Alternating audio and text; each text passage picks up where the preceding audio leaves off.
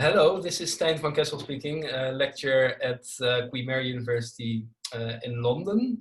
I provide a module on populism, and so is my guest, which is Giorgos Katsambekis, who is lecturer at Loughborough University, and he is an expert in populism and discourse analysis.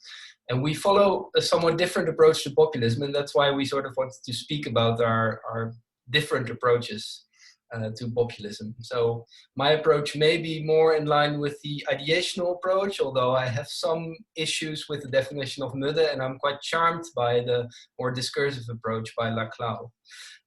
So Georgios, would you be able to explain in your own words what sort of the Laclau approach to populism is about? Yeah, definitely. So first of all, many thanks, Stijn, for taking the initiative to record those videos. I'm sure our students are going to appreciate this. And also a bit of an introduction. Similarly to you, I'm working with the Laclauian approach and the discursive approach, let's say, to populism. But I also have some, let's say, deviations from the initial definition and framework of Laclau. So I've tweaked it a bit so it can work better, at least as I understand it.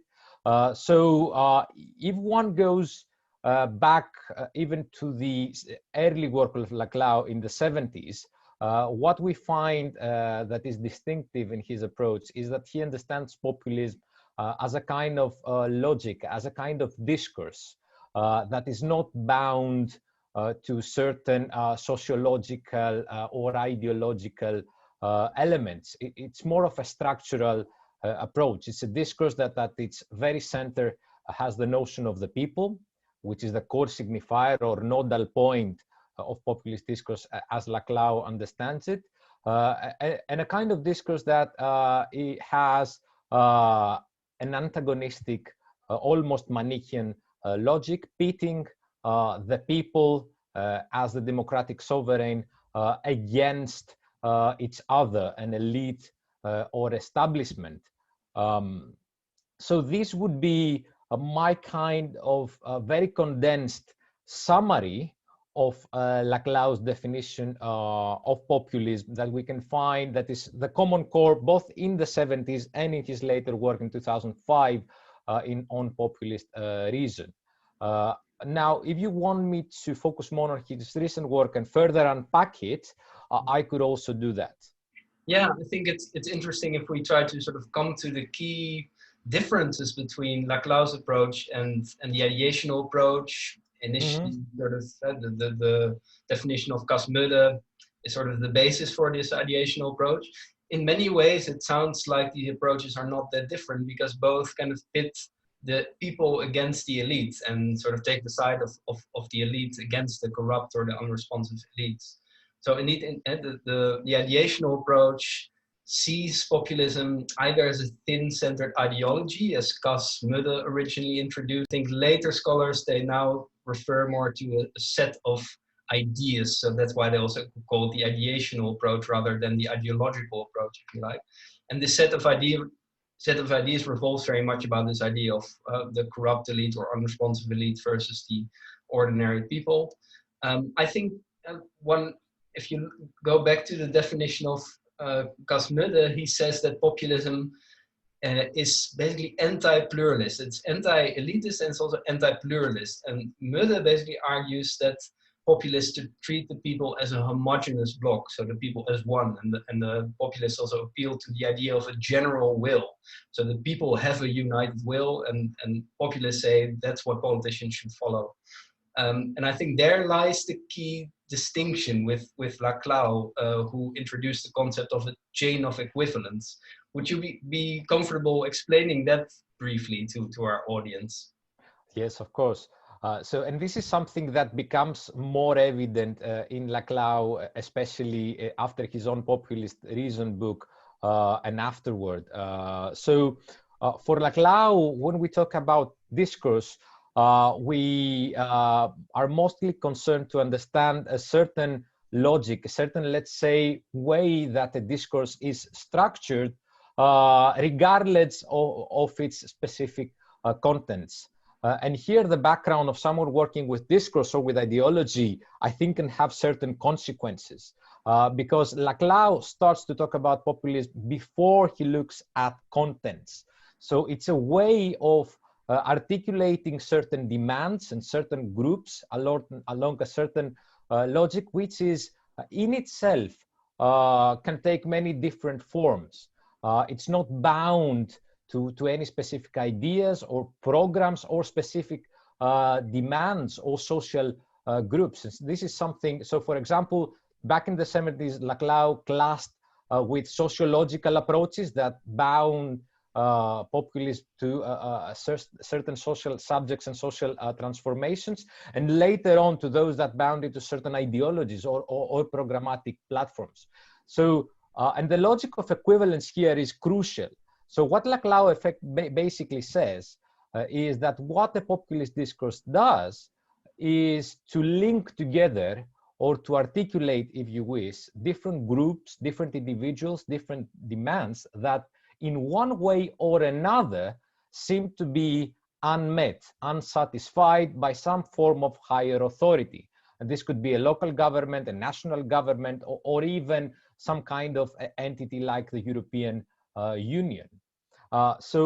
Once those demands that are otherwise separate and distinctive, or social groups that are carriers of those demands, find some common point of reference and they start to link to each other, this is when chains of equivalence, according to Laclau, start to form. So once an actor, whether this is a political party or a political leader or even a social movement as an actor, manages to create some kind of narrative that effectively links those demands and pits them against a common opponent, a common enemy, this is when we have what Laclau calls a populist rupture. Now, the crucial bit here for Laclau is that those demands can be linked together within a narrative that can take many different ideological contents.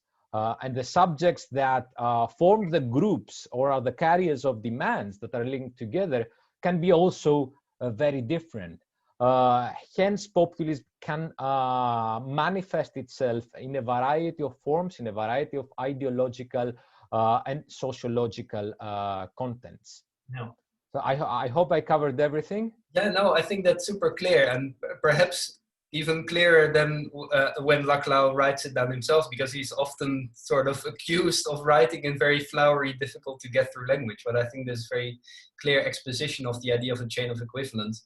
So in my words, I would say the Laclauian approach of populism sees the concept of the people is very different. The people are united in their opposition to the establishment or the elites, but it doesn't mean that it's one homogeneous group. And according to the definition of Mudde, at least, it is. And that's my criticism of that would be, well, if populists are seen to portray the people as one homogeneous block, can there be a left-wing form of populism in the first place? Because the left-wing cases that we've seen, for instance, in Europe, they don't really speak of the people as a homogeneous block, and they still seem to take into consideration that society is heterogeneous, etc. So this is one point of contention, I would say. What Ben Moffitt has written in his recent, I think, very nice overview of populism, like an introduction to populism, which I also use for my module. He also says the key distinction between the ideational approach is that approach sees populism typically as a characteristic of actors or of individuals.